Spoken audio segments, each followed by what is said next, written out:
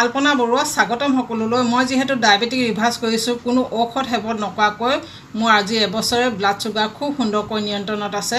এইবিলাক নিজে নিজে কৰিছিলোঁ, সেয়ে কিছু অভিজ্ঞতা হৈছে। এই অভিজ্ঞতাসমূহ আপোনালোকৰ মাজলৈ লৈ আহিছোঁ, যাতে মোৰ ভিডিঅ'বিলাক চাই এজনো যদি উপকৃত হয় তেনেহ'লে মই নিজকে নিশ্চয় ধন্য মানিম। তাৰে এগৰাকী বাইদেৱে কমেণ্ট কৰিছিলে আজি দুদিনমানৰ আগতে, দুটা ভিডিঅ'ত কমেণ্ট কৰিছে। তেখেতৰ কমেণ্টটো পাই মোক খুবেই ভাল লাগিছে। তেখেতে যে উপকৃত হৈছে তাৰ সেইটো কমেণ্ট, সেই দুইটা কমেণ্টৰ পৰা খুব সুন্দৰকৈ বুজি পোৱা গৈছে। মই কমেণ্টকেইটা আপোনালোকক দেখুৱাওঁ বাৰু, ৰ'ব।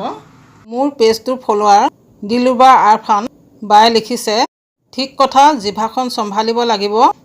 তোমাক অনুকৰণ কৰি মোৰ ফাষ্টিং টেষ্টত 126 হ'ল, আগতে 180 আছিল।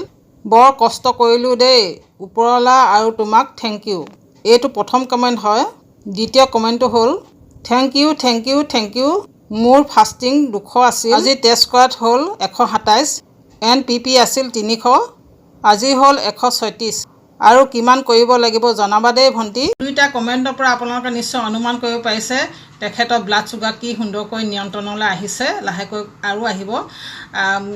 তেখেতে মোৰ প্ৰতিটো ভিডিঅ' সম্পূৰ্ণ শেষলৈকে চাই আৰু কথাবিলাক ফ'ল' কৰিছে, সেইবাবে এইটো ৰিজাল্ট পাইছে।